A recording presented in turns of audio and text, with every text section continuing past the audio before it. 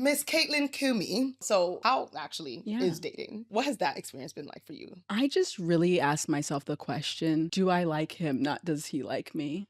For me, finances are important, like having those conversations, like how are we financially planning to like preserve those family businesses if we do have them? If you're planning to retire your parents, how are they planning for this? What does that look like? How is that maybe going to impact the dating budget?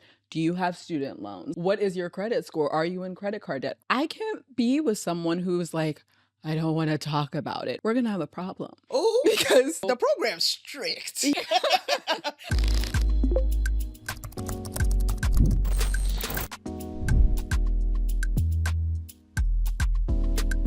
Hey guys, welcome back to the podcast. It is your girl, Chizi. Did you miss me? Oh my God, I missed you. Anywho, we are back with another episode and I'm giving you guys treats, okay?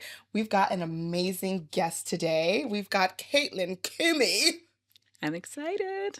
Yeah, let me give you her specs, okay? Sit tight. So, Miss Caitlyn Kumi is a leading voice for Gen Z and millennial women, especially in personal finance, professional growth, business, and lifestyle, okay? She is a ex-marketing manager at Google. She is the founder of EmpowHer, a community of women professionals, founders, investors, and creators who want to level up personally and professionally. Hold on, there's more. She's also a Forbes 30 Under 30 2025 for marketing and advertising, and she is also a content creator living in New York City as the Gen Z queen that she is. Thank you. Welcome, Miss Caitlyn. I'm so excited to be here and kiki with you. Yay! No, I like when your team, okay, because she had her team reach out to come onto the podcast. I was like, absolutely. I've seen you on, social media, and I'm like, this girl is really like, she's on her stuff. Oh, thank you. No, and I think I have a personal, like, I don't know, my heart, there's a very soft spot in my heart for, I feel like, just anybody that's young and just a go-getter, right? And you're not really following the status quo. You're doing the things that you want to do and you're not apologizing about it. And I love that about you. So yeah, I wanted to talk about your adulting journey. I'm ready. Yes. I'm ready. So something you guys should know is Caitlyn is 26 years old. Yes, I am. Okay. So you have reached, or shall I say, you've passed the mid-20s milestone. Well, Yes. technically you're like full-blown mid-20s now. Yeah, my prefrontal cortex has developed. It has developed. Okay. So I feel like this is the perfect time for you to be on the podcast to kind of talk about you being an adult now. No, I'm ready. I feel like I don't get to talk a lot about my life and the behind the scenes. I feel like a lot of it is like personal finance and marketing. So I'm gonna get vulnerable today. I love that. Okay. Well, first let's talk about the accolades, because everybody loves an accolade. Okay. Before we get into the deeper stuff. So ex-Google marketing manager. Yep. So you just left, or? Yes, it's been 1 month of full-time entrepreneurship, running EmpowHer. We're getting ready to launch our new private membership network and social club, Her Collective. Plus now I can partner with all these brands I haven't been able to. So I'm really building out that team right now. Oh my gosh. Yeah, because when I was like looking at, just researching and stuff, I was like, oh, ex-Google, like, Yeah. what happened? I was just given an opportunity I could not say no to. And I feel like when you have those opportunities, when it comes to business or just things to set you up financially, sometimes you reach a point where you do have to make that decision and choose and bet on yourself. And, it's been 5 years since I launched EmpowHer and about 3 or 4 since I really started taking content creation seriously. So there were a lot of nights staying up till like 11 p.m., 12 p.m., a lot of early mornings where I'm waking up to film before work. Like, that's not easy to do. Sprinting after 5 p.m., after 6 p.m. to make it to influencer events. That will do a number on your body. And like, I was also still dating, making time for friends and family. And also too, like, I'm a personal finance girly when you think about your financial goals. And even when you think about like your earning potential, like even working at an amazing company like Google, working at a top Fortune 500 company, having the privilege to get equity, great bonuses, salary increases, even in this economy. I mean, That's a lot to give up, but also when you have your own business and when you're actually doing the planning upfront, like me leaving was not like, "Oh, I'm just leaving." Like I've been thinking about it for over a year or 2 years and really figuring out like what are the milestones I need to hit to be comfortable leaving, and also thinking about like my lifestyle. I think a lot of people when they leave their jobs, they're looking at people on the internet and they're like, "Oh, they left their job to do this," but what is the plan? What are the systems you have in place? Ooh, What's the support system you have? And that's why it's really important not to look at everyone else's situation that's and really good. focus on your focus. And that's exactly what I did and why I'm really excited about this next chapter. But yeah, I'm so grateful for that part in my career journey. But I'm really excited for this next chapter. I'm not Yeah. gonna lie. Okay. So, first of all, I just want to shout out the fact that you said focus on your focus. And that's how I know you're an African girl because focus on your focus is so African. It is. So, you are. Yes, I'm Ghanaian-American. Okay, we got Ghana in the house. Shout out to Ghana. No, that's really good. And to your point about planning to leave your corporate job, Mhm. because I know me, I'm very impulsive. Like It's if okay. It's a safe space. listen, if I'm over something, I'm just like I want to go now. But to your point, like it is really important to plan your exit, like Mhm. financially, what are you doing? So what were some of the things that you did to kind of as you were thinking about possibly like leaving or pivoting, like how did you prepare to leave? I love this question. So I'll just start with like what probably the everyday person can relate to because like not everyone's a content creator, not everyone has their own business. Yeah. So one, really assessing my health. I did all of my doctor's appointments. I did dental. I went to Mm, my OBGYN. I went to my primary care doctor. I did all of the therapy sessions to make sure I was mentally and physically prepared for this transition. mm, And I think that is so important because if I did have a serious health condition, I might wait a couple of months, but at the time, like, healthy, like doing well. So I was like, okay, I've got that check. So with the corporate job, usually you have health insurance with the Yeah. job, right? Yeah. So it's like knowing that this is something you may leave, you want to really maximize using your like getting all the perks of the health Yeah. insurance benefits. That's a good point. Yeah, because when you even, I mean, who knows if Obamacare will, sorry, not Obamacare, the Affordable Health Act will still be in place, but Yeah. it is expensive. Yeah, it is.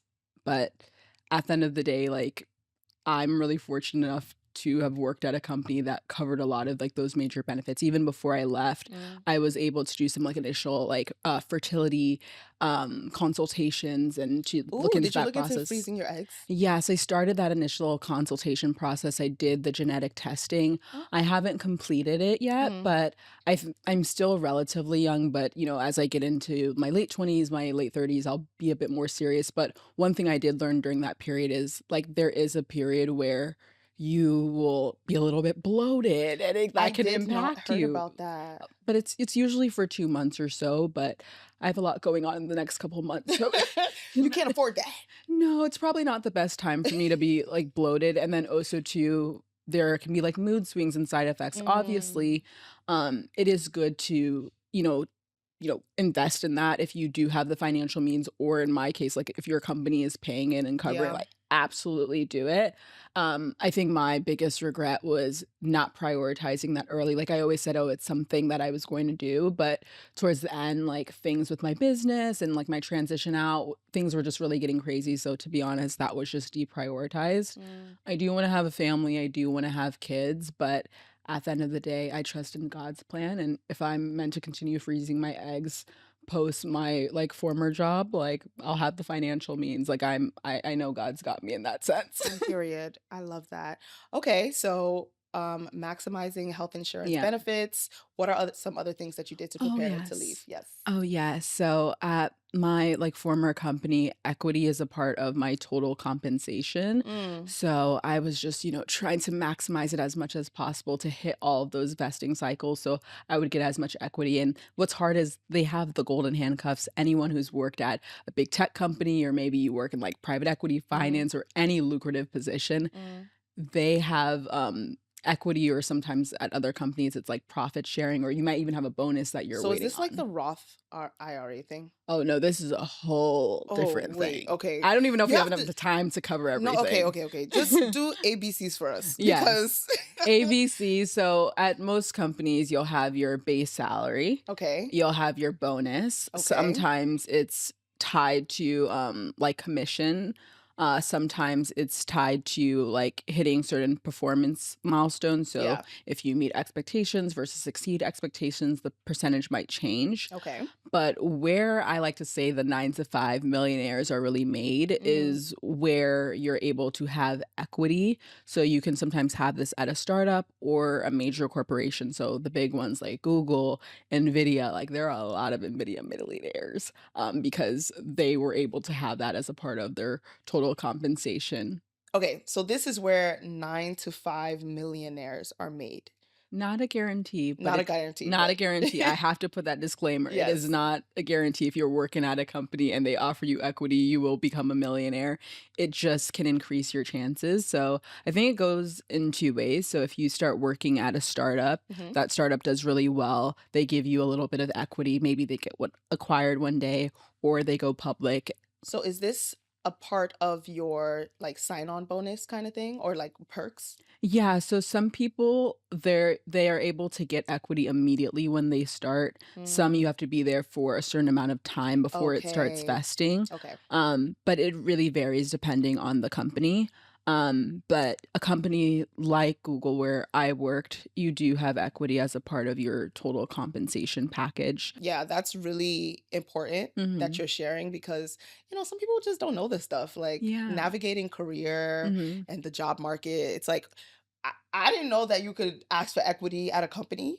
You can if they offer it, but a lot of people don't know that that is often a point of negotiation because sometimes you don't have a lot of wiggle room when it comes to your base salary. You don't have a lot of wiggle room when it comes to the percentage you get for your bonus. But where companies might have a little bit more flexibility Mm. is that equity.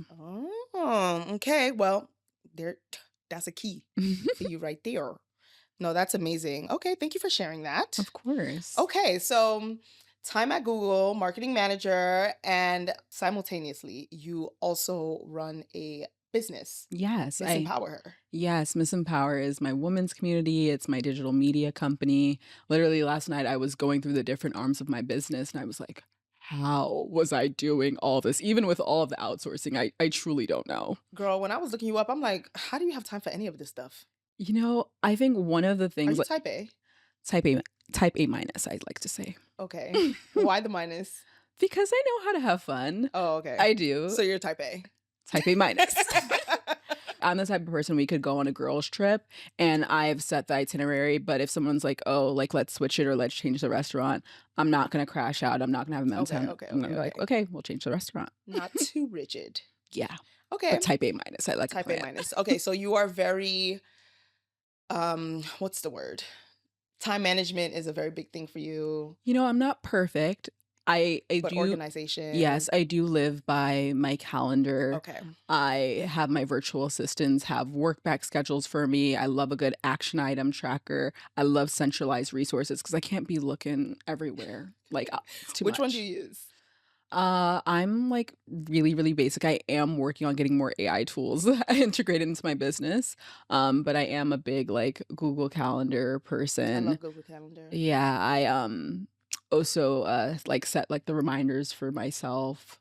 I have like the little like what is it, tab organizers on like my email. Oh, Yeah. you do that yourself? No, no, my virtual Oh, okay, your assistants assistant label does it for that. me. Yeah. Okay.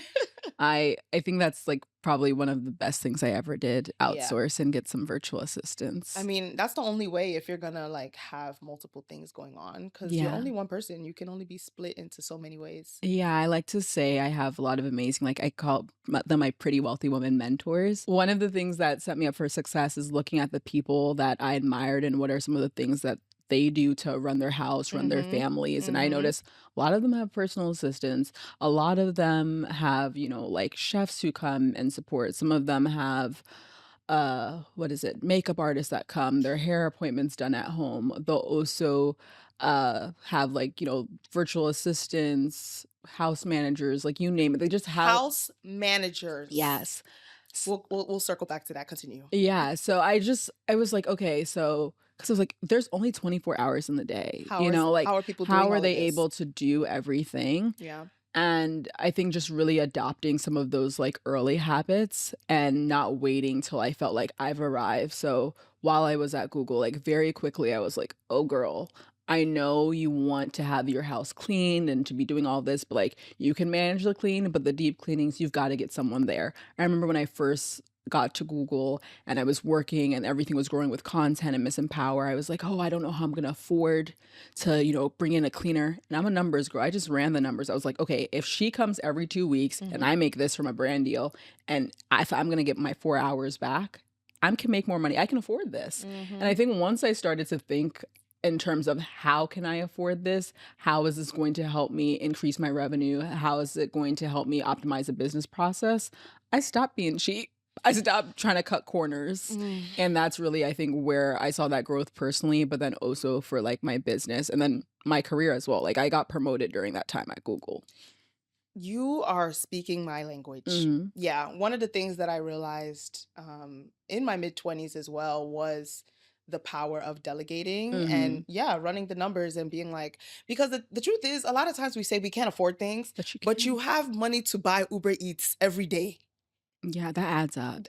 It really It's a does. lot of money. I know. I'm You thinking you about it take today. Ubers left and right, back and forth. Mhm. The money's there, Yeah. right? You're just not prioritizing it and Yeah. putting it in the right buckets that are important for you. Yeah. So, yeah, That's cleaning what was a major thing for me. Yeah, that's why I like to pay myself first when I say pay myself, like pay my bills first, invest first, pay all of my contractors first, and then we assess. Like, Mm. I think for me, that's what I found most helpful. Because even though I'm a personal finance girly, like, I can spend money. Me Like, it's too. not even I'm funny. not a personal finance girly, but me, I can spend money. But yeah, no, it's like if you don't catch yourself, Yeah. you Like, will spend like yeah. actually funny enough, sidebar, Yeah. sorry. This is how I know that I was born and I'm meant to be a multimillionaire Mhm. because when I You was are. like I feel like when I first started making money around 14, like I used to do hair Oh, I like love in my that. parents' house. I would go shopping and just not look at price tags. Oh, wow. And I would just go to the counter and swipe my card. But before I swipe my card, I would look at my bank account and realize, oh, I don't have enough money to pay for this. So like that's when I realized like, oh, I could just spend. And Mhm. unfortunately that has followed me throughout my life. Mhm. But I feel like that was the Lord telling me that I just need to make more money. You know what I Yeah. mean? And I'm meant to make a lot of money. But yes, to your point, I Yeah. say all of that to say it's very easy to end up spending a lot of money if you are not careful. So Yeah, but as much as I do like making more money and stuff, I do think it is important as you start to grow, as you start to scale, as start to get into those numbers is to figure out how to keep your money. So how are mm, like you optimizing when it comes to taxes?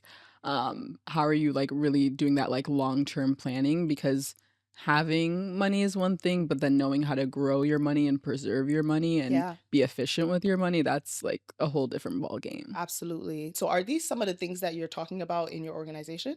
Yeah, that's some of the things we really focus on talking about. So, like, for us, our audience is women professionals, founders, investors, and Mm, creatives, and all of their financial needs are different. And I'm that type of person where, even though we are on a podcast, I don't want people to have the conversations you can just get on a podcast, listen to, get the motivational quotes. Like, mm, okay, I want to give the advice to women who have, like, okay, I know about a Roth IRA, I maxed out my 401k.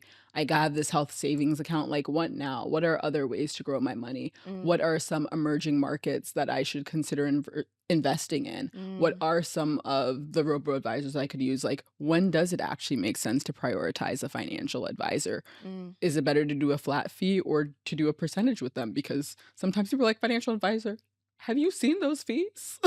Like, You want to know what's so funny? I have a financial advisor, and actually, this saved me when I mhm, first started making a lot of money because before that, I don't know where the money was going. But I don't pay my financial advisor. It's mhm. actually like the company that he works with, I guess they pay him based off of the amount of people that he gets. Mhm. Yeah. So you can also get free financial advising too. Yeah. Yeah. One of the things I've learned is when you're not exposed to the right information early, like, that's when it gets a little harder. You're playing Yes. catch up, but Yeah. you know those people who, like, learn that, Facebook is a great stock to invest in when they're 13 Right. versus the one who learned Facebook is a good stock to invest in, or sorry, not Facebook, Meta is a good stock to invest in at 21, different ball game. Even 35.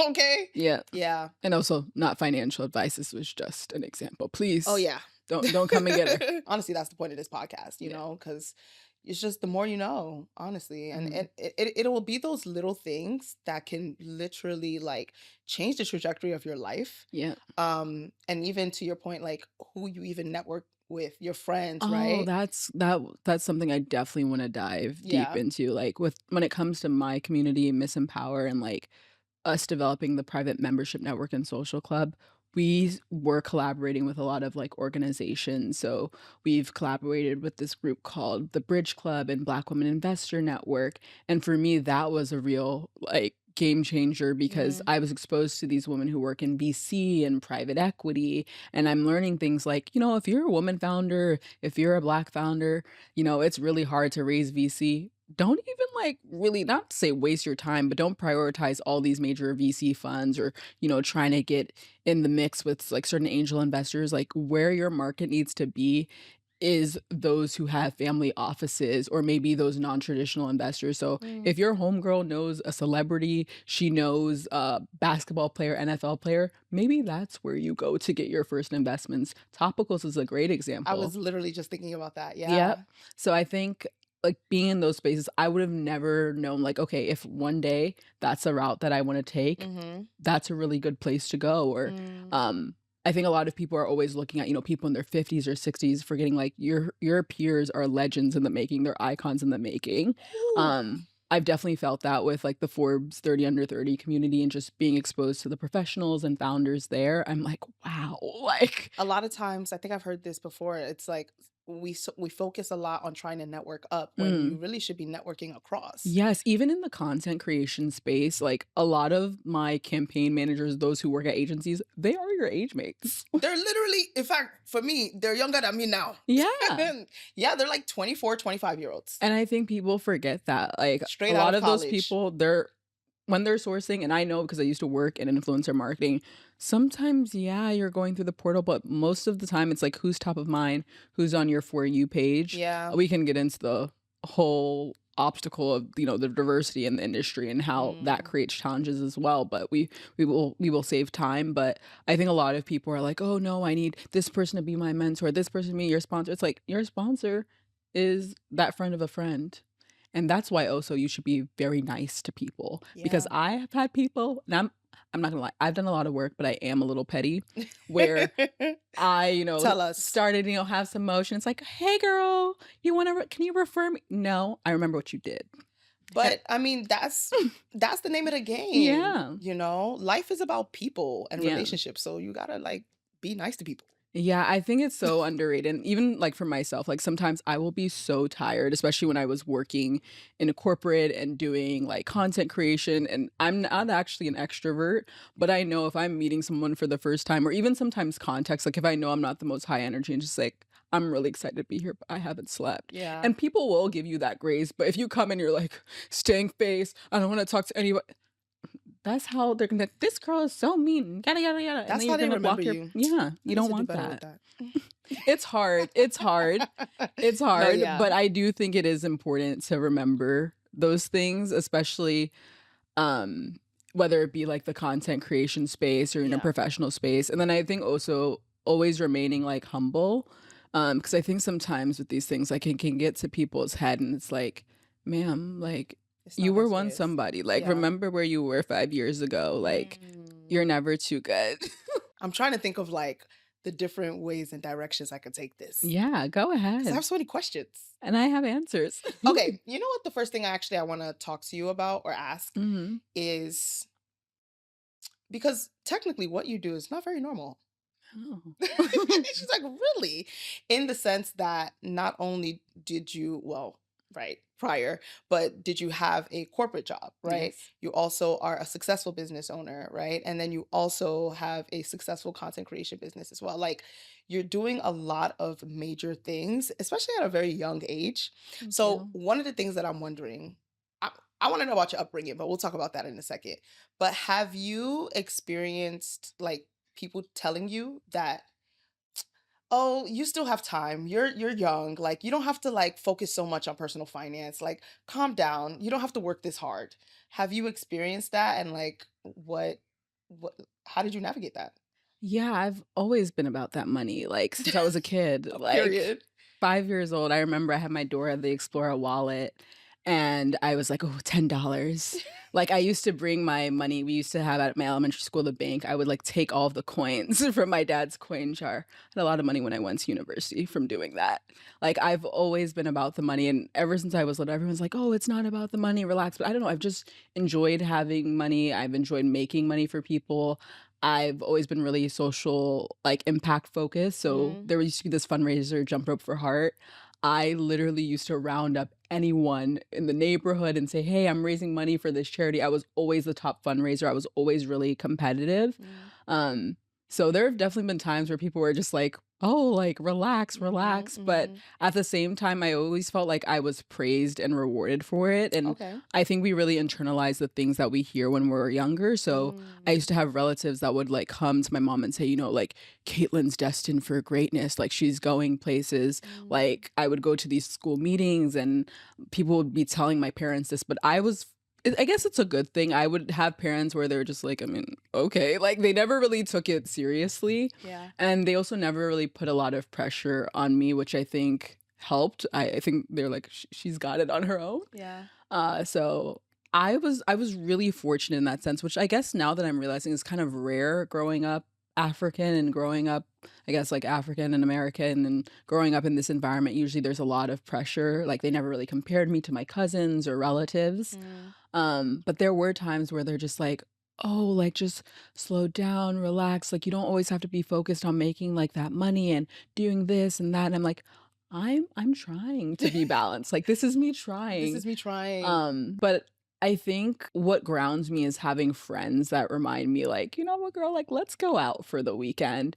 But then also friends that are also trying to accelerate their wealth building journey. I think you need both. Yeah. Like, I do think it's really unhealthy on your body if, like, you're always going like 100x, like Yeah. trying to always figure out, okay, like fast money, fast money, fast money. I think I'm really lucky to be surrounded by like long term thinkers, especially when it comes to their wealth building journey, or just being exposed to people who have come from families that have already built like that foundation and they've really done that good financial planning. So I also know that's a part of the journey. But I think a lot of it is tuning out the noise and knowing who to listen to. Like, sometimes you just gotta nod and be like, "Your portion is not my portion." That is such a good that is so that is such a great point. Knowing who to tune out because Yeah, you will get, aunts and uncles and adults and people yeah, that you feel like you really should be looking up to, right, as yeah. mentors, almost projecting on you. Oh, the projection's so real, and even in my own experience with, like, my dad, not so much my mom, but my dad even has had to catch himself and be like, "You know Mm, what? Maybe I'm projecting my own insecurities," and I'm mm, really grateful that when it comes to certain things around, like, finances or mhm. navigating career, like, my parents can take a step back and be like, "Hey, I know we are a little hard on you with this, like, feedback and this conversation, but, like, we're realizing that where you were at 22, 23, 24, 25 is not where we were. And it was also Wow. a different time period. And I'm really grateful that I can have those open and honest conversations with my parents. Ironically, I credit social media to them being more open minded. So they're seeing videos of other successful women that look like me. Either they're sharing their experiences dating or their experiences making money or navigating corporate culture. And they're like, "Is this what you're going through?" Oh, And I think it's wow. allowed them to have a little bit more empathy for me. As much empathy as African parents can Can have, I have, should yeah. say. No, that's a really, oh my God, that's such a great point. Because I think sometimes we think of, so, like, we think about how social media benefits us and Yeah. opens the world and how we see things for us, but it also is helping our parents Yeah. too. Oh, You remember, this is their first time too on this earth. this is their first time living. I was actually talking to, like, I've had my dad on the Mhm. show a couple of times, and It's very interesting just like getting his perspective on Mhm. things, and it makes me realize like, oh, okay, yeah, this is truly your first time. And Mhm. also how they grew up is actually not how we're growing up. It's so It's a different. completely different world. So So different. there needs to be balance on both ends. Yeah. Okay, cool. Well, shout out to your parents Yeah, for they're being amazing. cool Ghanaian parents. They do their best. They do their best. Cool immigrant Ghanaian parents. I love that. Yeah. And just for you to basically be praised, right? As a kid for your love and passion for finance. Like I do think that was a major, like that helped with you just like Oh, for sure. I think one of the most powerful stories for me, even though like a lot of the women, because like older generations, they might have not gone to college or just been exposed to as much. Just hearing those stories of like maybe there was an auntie she married and she was the one that chose to, get a house in this neighborhood and that neighborhood ended up appreciating in value. Now the house is worth $1 million or so. Just knowing that, like, oh, as a woman, she had so much influence over her family and their financial future. My mm, parents would tell me stories like that of women having influence even within their marital homes, even if they weren't necessarily the drivers, the CEOs of companies. I feel like all of those little stories I internalized, or even my aunt, or my great aunt, she used to be a dressmaker and make dresses for like royalty and all of these legendary women in Ghana. And mm. people are like, "Oh, like she used to be a stylist, she used to be a dressmaker, like what's that?" But I think hearing those stories and figuring out those nuggets of like, "Oh, like these are women going places within my own community, within my own network." I think I always just like held on to them. So let's actually talk a little bit more about your upbringing. Mhm. Like, were you a private school girly? Were you Yeah. public school? Like, what was that like for you? I love this question because I'm a firstborn, so I really got to see like my parents go through that financial journey. Are your parents, did they immigrate from Ghana? Yeah. So my parents have a very interesting background where they came as teenagers. My dad came at 16. His dad was actually a diplomat. Okay. And then my mom came at 19. Her father came for university and she came much later in Okay. life. Okay. And then they established their roots in Houston and eventually transitioned to Maryland after my dad was laid off to start a new life here. Okay. But by the time like I was born, like they were just kind of getting their financial footing again. My mom graduated university quite late. She was like in college for like 7 years because she didn't even know like financial aid was a thing. Again, with knowledge Wow. and exposure. Look at that. So she kind of had a like late start, but it was obviously able to bounce back. And then my dad, obviously, with like layoffs and like Mm. other early hurdles, definitely was starting off a little bit slower. And Mhm. I think also too, it's a reminder, especially in times like this where like people have been laid off or like they've faced career setbacks. Is like I think it's important to remember that careers are long, and no matter if you're going through a rough period, whether it's like 1 year, 2 years, or even 5 years, as long as you have vision for your life, it really doesn't matter in the grand scheme of things because it also only takes 1 year, 2 years, 5 years to accelerate your career journey and your financial journey. Caitlin, that was a bar. Thank That was so good. That's why I think this conversation you. and just even sitting down with you with Mhm, all the things that you've been able to achieve is so important mhm, because in thank our you. community, in the immigrant community, it's hard, It right? is. Because sometimes you don't have that extra leg up that a lot of people that have already been in America for, generations, we don't have that. I love to kind of talk more about how I was able to bridge that gap. Yeah. So, one of the things my parents, I really give them credit, especially my mother. Hmm. I think a lot of people probably see my dad on the forefront, but I feel like my mom was really the driver of this. Like, education, she didn't play. Like, I was in that Kumon. And my mom also, too, she doesn't always What talk. is that? Kumon is like, Okay, not everybody know what that a is. good point, good point. Sorry, PTSD from Kumon. But it's essentially, I think it's either like Japanese based or Korean based. I don't remember, or Chinese based. One of the three. I can't remember off the top of my head. Mhm. But essentially, they focus on. I think it's like reading English skills, reading comprehension, and then also like arithmetic or math. And they literally have it from like K to 12.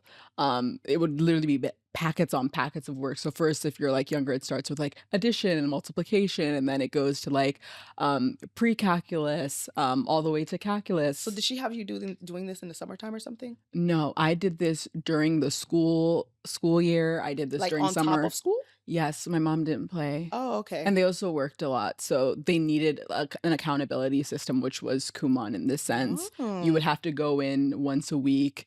Your instructor would check your work. You would have your lessons, and then you would have your homework on top of your regular homework. Mm. I was also really fortunate to have a Black woman principal as a child, which I never even realized probably really set me up for success. Mm. She's the one who allowed me to go into kindergarten early because otherwise my parents were going to have to pay for private school and they barely even had the money for daycare. So there are a lot of these things in like my early childhood that I think really set me up, but to the point that I wanted to hit home was having mentors and sponsors as a young child and then Mm. also into my corporate career and then also as a content creator and as a business owner now and like building and scaling my brand. So an example of that is as soon as I left Google, I literally called up my like mentors and stuff. They're like, "Hey, like if you ever need to consult for brands, like I'm on this board, I'm on this board." Like one of my mentors used to work in private equity. So he's an advisor to a lot of startups. So he's like, "You know what, if you ever need a consulting role or I'm on the board I'm an advisor for this major beauty brand and I know you do content creation. I can see if I can talk to their marketing team." Yeah. So how did mentorship start from young? Oh, Were your yes. parents more so involved in that or? No, I think one of my biggest strengths as a child is I knew how to take initiative. My parents maybe would say, "Oh, so and so has this friend that said, 'Oh, it would be good for you to speak to them.'" Me, as a young child on my own, Mm. I would be like, "Oh, my mom said that your daughter is in real estate. Is it okay if I like start chatting with her or have monthly meetups?" Like that's an example of How some old were you when you did that? um, I did have examples of doing that at like 12 and 13, but I've also done it at 18. Like as soon as I graduated from university, my mom was like, "Oh, let's just call her Miss Linda because I don't want to say her government name. Miss Linda's daughter is in real estate. She has like two investment properties in these cities in Mm. Maryland. I know you were exploring real estate. Maybe you should speak to her." "Okay, mom, can you send me And you text actually her?" called her. Yeah, a lot of people don't follow up. Same thing happened with my advisor that works for a startup. He used to work at like Citibank and all these like amazing companies. My family friend, it wasn't even like my blood relative, this random white woman that my mom used to work with, Mm. bless her soul, she's no longer with us.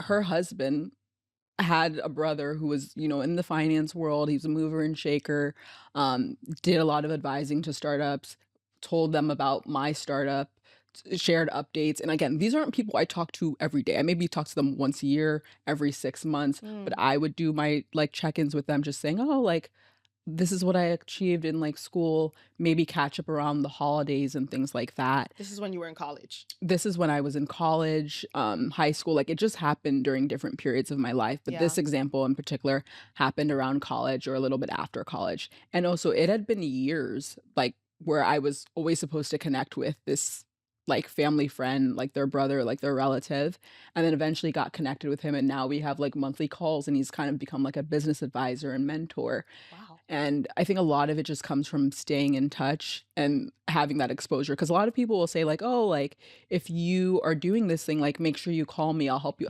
Nobody follows up anymore, and that's the That's problem. true. No, it's actually so true. Yes. The key is in the follow-up. If Yeah, you it's actually like just stay in contact with people, more likely than not, they'll be more willing to help you. But it's really the saying, closed mouths don't get fed. no, one of the best things actually one of my interns from Miss Empower does is she sends, like, quarterly updates on her new internships, what she's doing in school, and that's really helpful for someone like me with a really powerful network because I've had hundreds of interns. Mm. Eventually, I'm gonna forget some names, forget Yeah. some faces, but she finds a way to stay top of mind. Wow. That was a masterclass. No, that is so good. Okay. So we have talked a lot about accolades, Yeah. work, career, Mhm, finance, and all of these things are amazing, right? mhm, But we are on the podcast. I mhm. guess I'm an adult now, and adulthood is not just career. Yep. It's holistic. So I think one of the things as we get older, Mhm, one of the things that we may be like tempted to fall into is just this idea of your career becoming your identity. mhm. And because I know that that was kind of something that I had Yeah, struggled with for a while, and I think even as like a Black woman as well. yeah. So I'm wondering, one, have you experienced that as a career woman, like almost like your career becoming your identity? And then Yeah, how do you navigate that if that's something that you've experienced? I love this question because I'm still, I think, in the midst of processing that Yeah. and also realizing the way externally I'm perceived is different than how my close friends or family and people who know me, Yeah. and how that might impact new friendships, how that might impact new work environments, how that might impact my dating life. Like, that is often a real challenge because I'm actually someone, even though I'm on social, I'm pretty private. Like, Mm. I go out with my friends, I do things. I just don't really post it because it doesn't align with my personal brand. Because I like to say, like, a lot of creators do post, but, like, I see myself as a media company. Like, that's what we're running around here. Ooh, that's good, Uh, girl. I gotta think about, like, how I wanna position myself in the market. Mm. I still have my fun. Like, I post my little workout videos with my trap music or my Afro beats because that's authentic to me. But there are certain things that I choose to keep offline. So I think the challenge is that other people, like, outside might be like, "Oh, like, Kaylin doesn't do this, she doesn't do that." Um, and I just have to remember, like, who I am at my core and, like, who I am outside of Miss Empower, like, who I am outside of Caitlyn, the content creator, like, what do I enjoy? Who am I? I'm, like, pretty silly and pretty goofy, and the people who are closest to me get to see that side of myself. And as long as I know that's, like, my truth at my core, like, that's what matters. There are a lot of people who will project their own insecurities Yeah. onto me, especially because, like, I do talk about money. Like, one of the biggest things I always get when I'm dating is like, "Oh, you only date this type of person." It's like, "Do you know me? Do you know my past? Do you know me? Do you know my ex?" Like, excuse? Yeah. So, what would you say, because you're in your mid-20s now. Yeah. So, what would you say is like maybe a personal struggle that you're having right now in this stage of adulthood for yourself?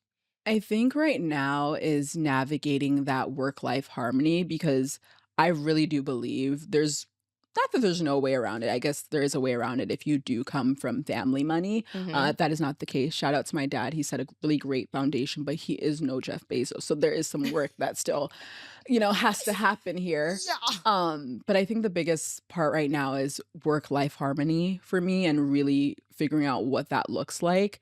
I When mean, you say work-life harmony, like, what do you mean? yeah, I don't really believe in the work-life balance, but how do I blend my life with my work so I'm able to enjoy life? So sometimes that looks like me getting my hair done while responding to meetings for like brand partnerships and Mm, content. Sometimes that's me in transit talking about Miss Empower with my PR lead on the way to my speaking engagement. Like, that's really what the behind the scenes looks like. okay. And sometimes it's easier. Sometimes it's not as easy. Like, I remember when I was working in consulting, I would work these long days, get off at 8 p.m. I was supposed to have a date. I have to cancel my date. Like, Mm, those are real challenges, but I yeah. knew my North Star. I knew where I wanted to go. Yeah. Another thing was around like dating. Like, I was gonna ask I about know that. everyone's like, "Oh, you have to have, like, a strict program, you have to have a strict program," but, like, I actually have to have a strict program, like, there's no time for a crash out, we have to be careful with our hearts. I know I'm a sensitive person, I know I'm Mm, a lover girl, so I just can't let people toy with my emotions. I remember I was getting ready to launch Her Collective, which is our new private membership network and social club, and I told the person that I was seeing, I was like, "Hey, like, this is really nice, but, like, if we don't have direction, I'm gonna be logic. I don't have time to be sad. Like, okay.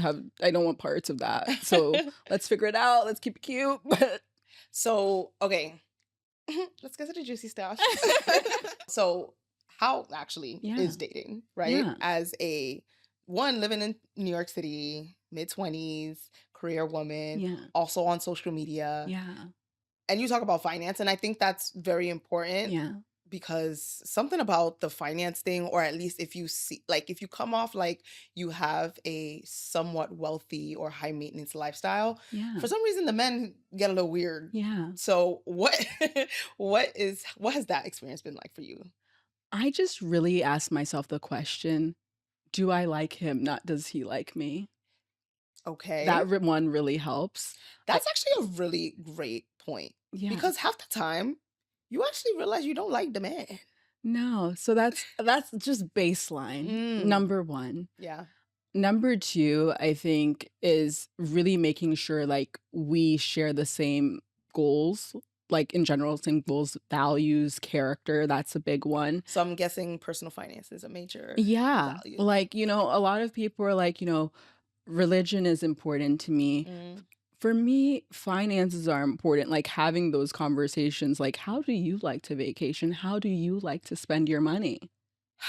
Right? Wow. Because some people don't like to I'm a vacation girly. Yeah. Some people are like, "I don't wanna spend money on vacation, but I wanna go out to eat at the most expensive restaurants," Mm. and to me, that's what makes sense. Or some people are like, "I wanna spend on all these experiences, but I don't wanna invest first." We're gonna have a problem Oh, because, you the know program's strict. yeah, so, I mean, obviously, you have to make compromises in relationships, but I think if you are, dating someone that's like, "Okay, we both like to travel, we both like to work hard, we both value religion, we both know that, like, investing is a core part of how we're going to get there, especially if we both didn't come from family money, or if we did come from family money, how are we financially planning to, like, preserve those family businesses if we do Mm-hmm. have them," right? Mm-hmm. I can't be with someone who's like, "I don't wanna talk about it," or a big one that I don't think it's talked enough, some people are responsible for their parents. How are they planning for this? How are you gonna manage those conversations? If you're planning to retire your parents, what does that look like? How is that maybe gonna impact the dating budget? Do you have student loans? Like, what is your credit score? Are you in credit card debt? Obviously, do not ask all these questions on the first date. That's a lot. That's overwhelming.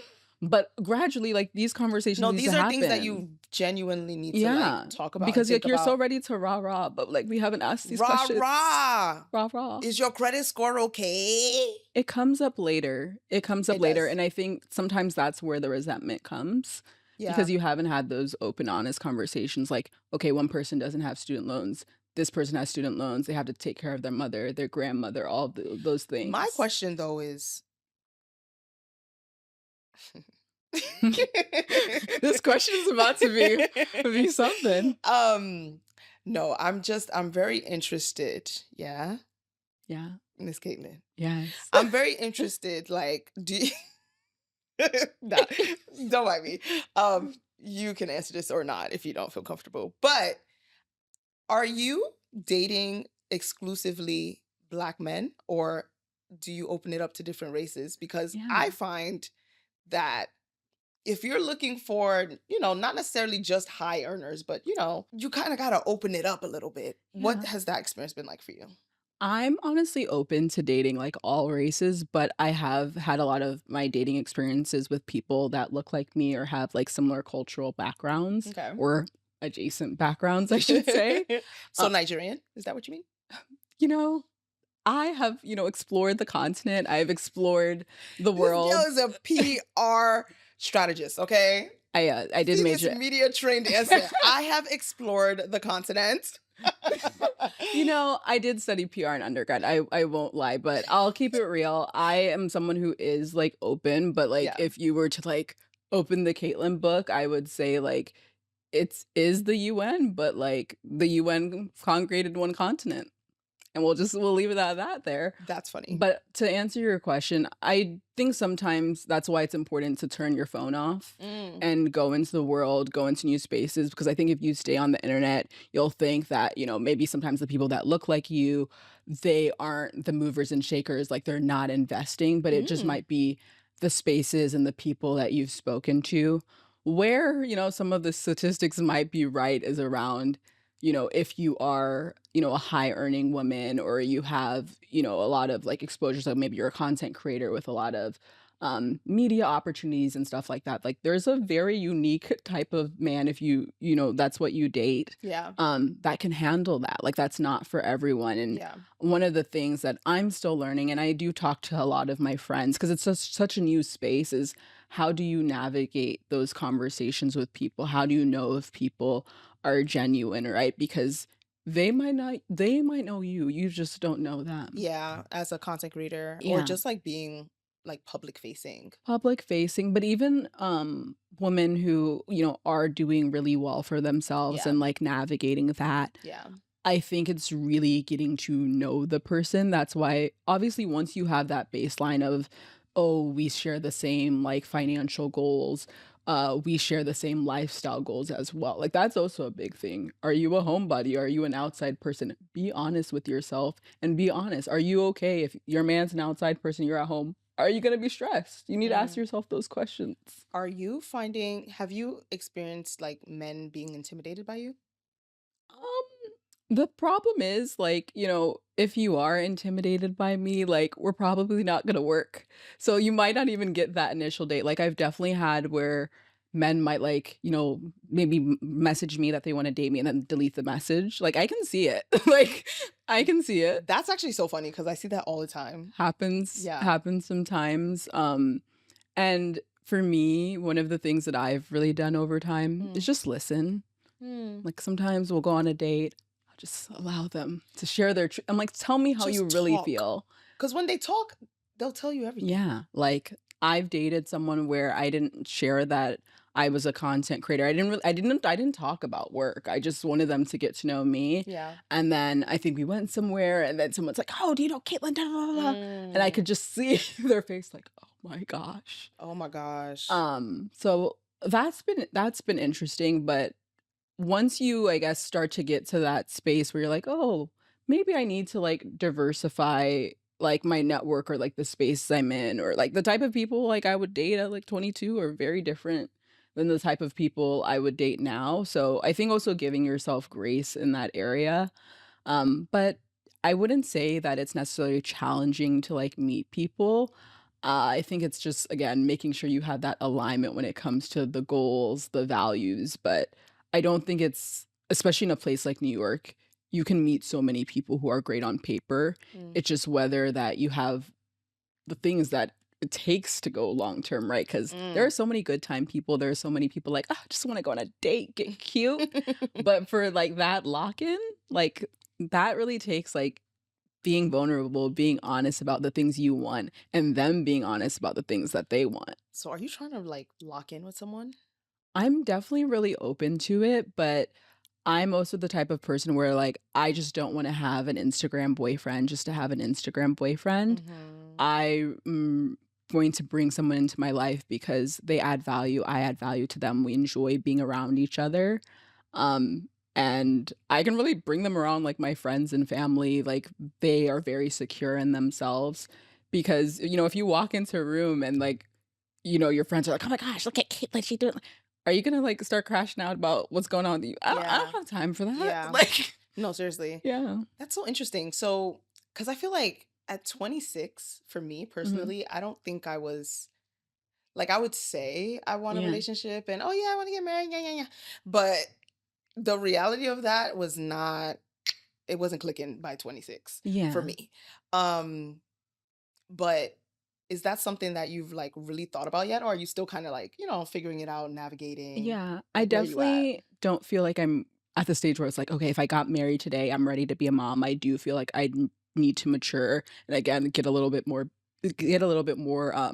of a system when it comes to, like, the work-life harmony. Like, I don't think I'm ready for motherhood there. I said, Any of Let's that. get the foundation." Yeah.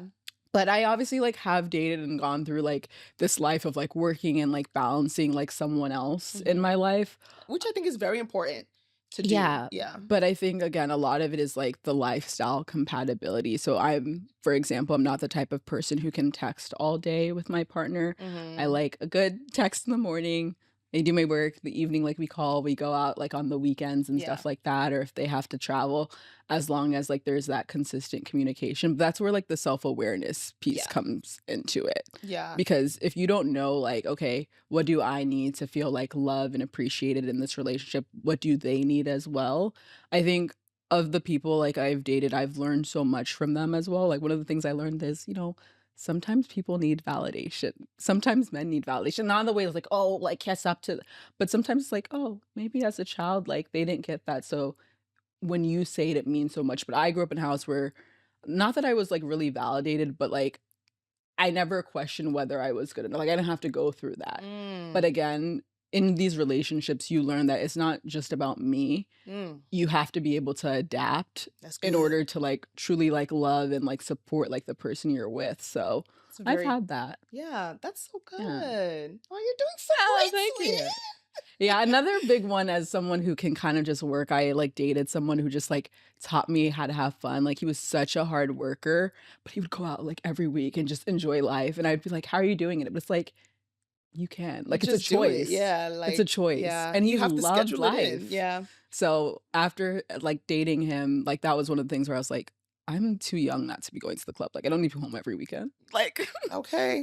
No, and I do think that's like the benefit of dating. Like, yeah. it opens you up to new experiences, how Hmm. other people are living and things like that. Okay, that's good. I Yeah. love that. So then, since at least like, Hmm. okay, family planning down the line at some point, how are you, if you are, Yeah. thinking about financially planning for these things? Yeah. Because I know for me, when did I realize that I had to start saving for a wedding? Some of my friends started getting married, Hmm. and they would tell me, oh, like the wedding was so expensive because Hmm. the wedding industry is like so expensive. And I was like, oh, I should probably create an account Yeah. and start saving up Yeah. for a wedding. So, how are you planning financially for, big milestones in your life? I love that question. I honestly wouldn't say that has been at like the forefront of Hmm. like my financial like planning and priorities. In my dream world, I actually don't want to have a massive wedding. Mm, However, it's not just about me, there's another person. yeah. So for me, it's really just been those like early conversations with my parents. So I know for like my traditional wedding, like that's on them in terms of experience. I just know like that's not something I'm gonna go, above and beyond unless, my partner is of a different background and maybe like their family like prioritizes it. But for me, some of those discussions are more collaborative. Like I know existing what I want is like quite small and intimate. Like Yeah. big weddings are not necessarily like my portion at this stage in life. Maybe it will change. Yeah. I just really care about my pictures and the DJ and everyone has a good time. Facts. But when it comes to having that partnership, I will sit down with like my partner in the early stage. And I also like even in the early stages of dating, like ask like those questions of like, if I'm dating someone who's African, like, oh, do you want to have a traditional wedding? Do you like Oh, to have a wow. big wedding?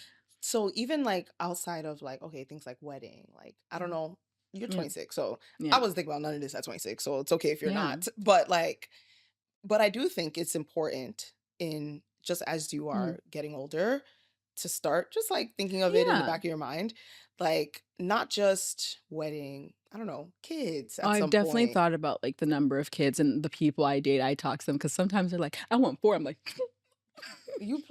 But you know what's so interesting? Most people don't financially plan for kids. They yeah. just have I kids. came from a dad who like definitely he wasn't playing. He's Oh, like, so your dad is like type A as well. yeah, yeah. Oh, so that's where you get it from. Yeah, I'm definitely more Okay. like So your my dad dad. financially planned for you? Yeah, he like timed us Oh, and wow. everything, made sure that there was not going to be another one biologically. He said, we're not playing. Oh, wow. Yeah. Amazing. But no, I feel like that's so intentional and so like necessary. I feel like you don't see that. And Yeah. growing up, I was like, so y'all just winging it? Like literally, you're Yeah. just winging it. And at some point, and you just have to realize, I mean, everybody's allowed to Yeah. do what they want to do at the Yeah. end of the day. But you also have the choice to plan for things, Yeah. right? To the Um, best of your ability. to the best of your ability, of course. Okay, wedding, kids, if you want to put them in private school at some Yeah. point or public school. I feel like another one that I've been talking to my parents about, I've been asking them, like, do you guys have life insurance? Like, Oh, the life what insurance are is we a doing in really big there? one. One of the things, life insurance, even like having those open, honest conversations with my parents. Like, I know one of the things my dad was like, once I, get older, like my life insurance is about to skyrocket. Like, I don't know if I'm like, what do you mean you're not going to keep it? Yes, you are. I will pay for it. Let's not play games. Yeah. So I think it's good to have those conversations. My dad is always reading us his will. He's He sharing. has a will? Oh, Amazing. yes. Yes. You hear That's that, Dad? Yeah. I know it's very like superstitious in our culture, but yeah, he has a will. He makes all of my granduncles and aunties get wills. Like that is Um, so necessary. having also too with like my parents as well. Like they're very honest. They're like, okay, right now, this is what you'll most likely inherit from us, from your grandparents or other relatives. This is what you could potentially inherit, but like never like bank on things. And I think that's really helpful as well because as I know what I'm going to inherit, it's like, okay, if I know I'm gonna have this one day, like do I really want to start like investing in real estate here if I know I'm already going to have a property from like, Mm, and that's obviously a privilege, right? But yeah. being able to have those open and honest conversations, or if you're not going to get anything, having that expectation there, so you're not like, "Oh, I'm gonna get a house one day," No, or seriously. "I'm gonna have X, Y, and Z." Yeah. And I think as an adult, Yeah. right? Like n- there comes a point where you have to realize, okay, no one's coming to save me, right? Like Not a single person. unfortunately, Yeah. God loves you though, and He's always going to send Mhm. somebody to help you. But at the end of the day, you are responsible for your own life. Mhm. So at some point, you have to start thinking about these things. Like, Mhm. okay, what do I have? Mhm. Or do if I don't have, family that I'm gonna inherit things Yeah. from, like, where are you? Yeah. Where's your parameter?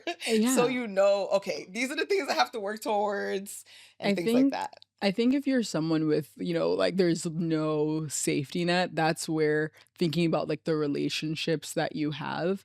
So there are a lot of people, maybe you're like someone who's work in finance or you don't even work in finance, but Mhm. you have friends like in that space. Once you start getting to a point where you're making a little bit more money, let's say for example, you become an accredited investor, which means you make over, I think it's like the 200,000 like threshold a year for like 2 years or so, or Mhm. you have over 1 million in assets, you might be able to start, being in these spaces where you can learn about some of these private deals and maybe you're able to put a little bit of money into an angel investment or a VC fund and you're able to see a good return, or you learn about a stock that might be like doing well, put some Mm, money in there at the right time and it's able to grow, or you yeah. hear about a company that's like early stage, series A, series B, and then in a couple of years it does good. Like look at those early people at like a DoorDash, for example, or an Yeah. Instacart. To your point, yeah, Yeah. So sometimes there's maybe you different don't have, ways. maybe if you don't have family, like you can also utilize your friends and Yeah. your network as well. That's a really good point. Okay. Well, this is a sidebar, but being Ghanaian American, Yeah. right? Immigrant household, growing up in it, did you get any pushback for wanting to study um advertising and public relations in college? So ironically, my mom studied communication, so not for my immediate family, but Oh. for my extended family, oh yes, I got so much pushback. My uncle was like, I think it's just a waste of time to study communications and like, what are you gonna do with that?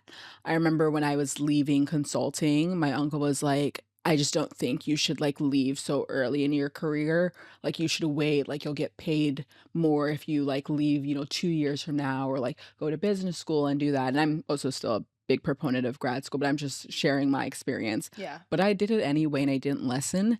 And I am so glad I didn't listen Mhm. because the timing in which you enter things or opportunities makes all the difference, right? Mm. I entered my corporate role at Google in 2022. That was one of the best times to join. They were hiring like crazy. They were prioritizing, social media marketing, like all of those skill sets, everything I had because of growing Miss Empower and growing content creation. Like that's one of the things I leveraged to get that role. But Mm. if I had listened, it would have been tough. 2 years from now, what happened to the tech market? Yeah. No jobs, layoffs upon layoffs upon layoffs, right? Sad. So that's why sometimes it's important to like have faith in God, trust yourself, Mm. trust your experiences, and sometimes just take that leap because sometimes it's really the timing. It's the Like a timing. lot of my journey is timing. Even my journey was timing. Content creation, I didn't have any friends when I moved to New York. Of course, I had time to do 2 videos a day. I didn't have friends. Oh my gosh. No, that is a major key and point. Like a lot of times, like things working out for you is based off of the timing. So if you sit there and like, delay on that thing that you feel passionate about, Yeah. maybe somebody else doesn't get it. There's a reason why it's on your spirit now Mhm. because it's connected to a ooh, that was good. No, my sister had this saying which changed everything for me, which is why I was like, okay, I'm going all in on Miss Empower. I'm launching her collective, Hmm. my new private membership network and social club, because my sister made this comment and she was like, Caitlyn, you don't want to miss your moment. Like you've just gotten the Forbes stuff. You keep going, doing back and forth. You're missing out on brand deals. You're missing out on all of these like opportunities. Like low key, if like things hit the fan, like yeah, the job market's tough, but it might take a year, it might take 2 years. You can always go back, but you might not always have those opportunities. And she just hit me with that bar and said, "Okay, I'm going to sleep."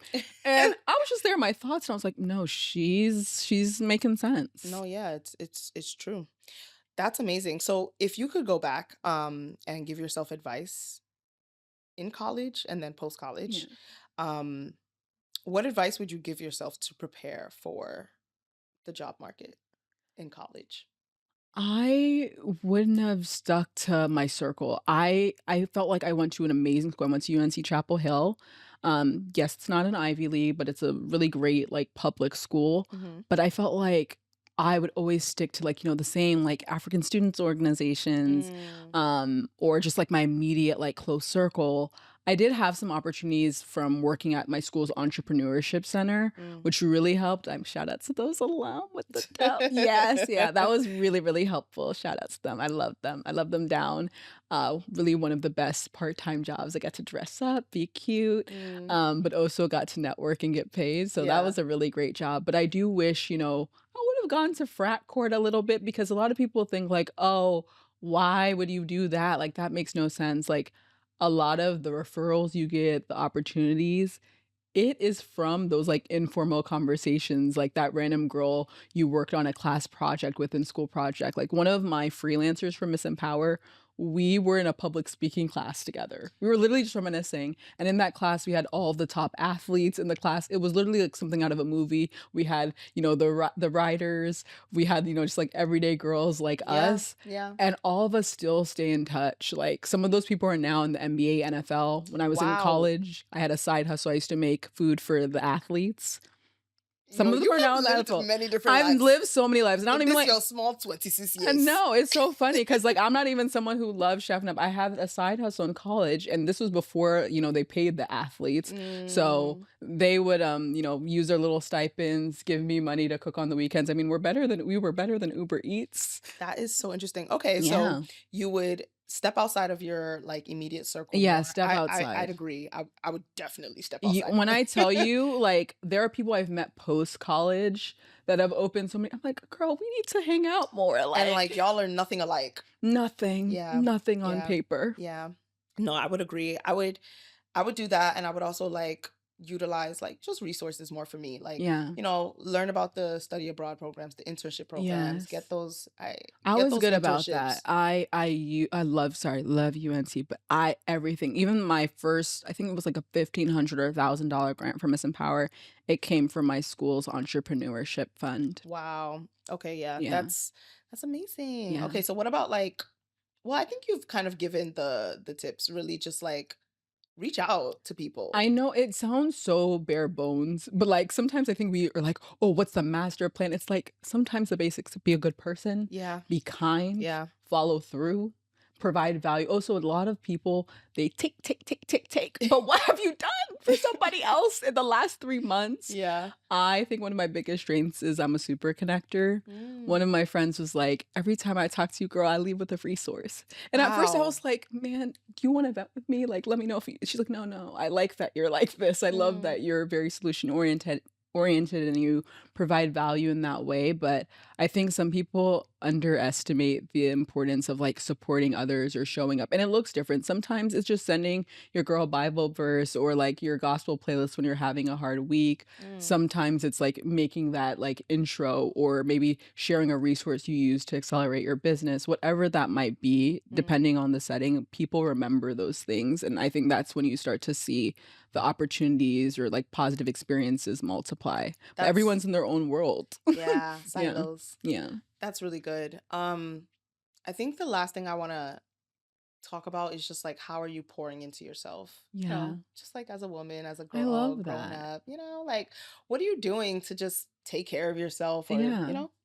I think for me, like taking care of my appearance is really important. On my pages, a lot I talk about becoming a pretty wealthy woman. And I know it sounds really superficial, but for me, that's like investing in my appearance, my education, and relationships. So I would say the appearance, like I love doing my makeup, I love doing Mm. my hair. I love I don't love paying for my hair. I love the end results. Girl, the hair is expensive. The nails. I know like a lot of people are like, but it's that time where like I have to sit still. I have to go. I can't, be doing a million things. I literally have to sit down for that hour, two Yeah. hours, get my nails done. I also really like to work out. I don't enjoy working out, but I enjoy the end results and what it does for my So what are mental the health. things you enjoy Oh, the things that I do enjoy. that Oh, I for love pouring into this. yourself? I love listening to like R&B music Okay. at home by myself. Yes. Nobody else. Like that is very relaxing for me. Period. I also really enjoy traveling. Like everyone's like, "Oh, I've been on a boat a million times." I love being on a boat. Okay, I'm gonna take Vote that me, picture please. every time.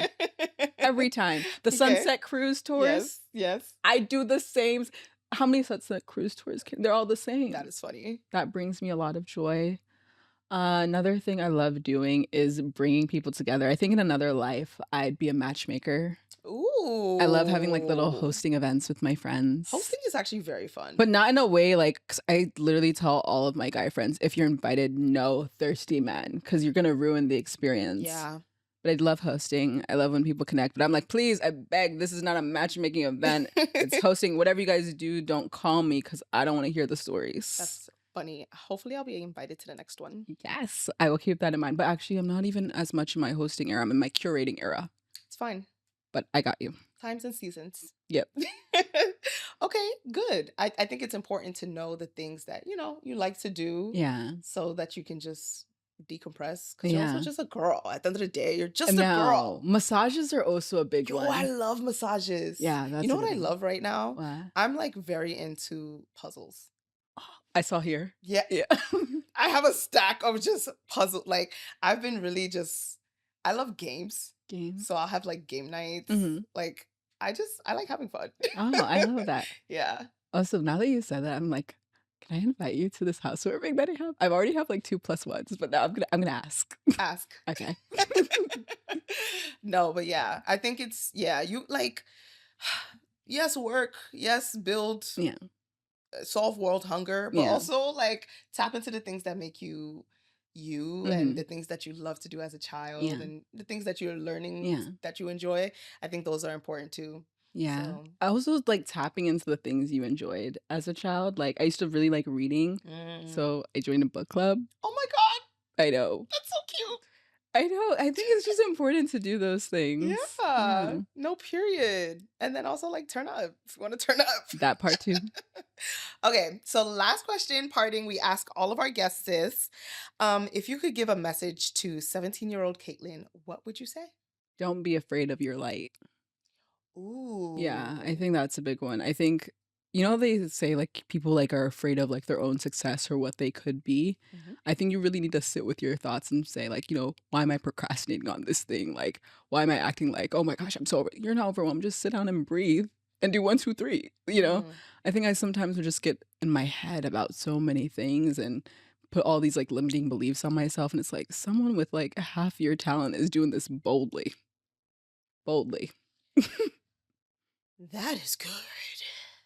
Well, this has been so much No, fun. this has been great. I'm like genuinely thinking, I'm like, do I have another plus two? I might have to do it for another event. But I was like, yeah, it would actually be so fun, like having you come to one of them. Oh my And gosh. who knows? My Thank friend you. has been trying to pressure me back into hosting, but I'm like, I can't be the only one. I'm trying to get other people I know. to That's the step thing up. with hosting. Like, It's too they much. put it all on you, and it's like, They're like, when are hello. you running it back? I said, when are you running it? Okay. So please host more, guys. Host. Yeah. All right. Well, thank you so much for joining. Okay, where can everyone find you? I am Caitlyn Kumi on all platforms, or you can also find me on the Miss Empower pages. That's MISSEMPOWHER. A lot of people get it confused. Yeah. I was like, oh, but it's a cool play on like the word. Yeah, my sister's always like, we should just like probably change the name at this point. I'm like, well, we already trademarked it, so it is what it is. Period.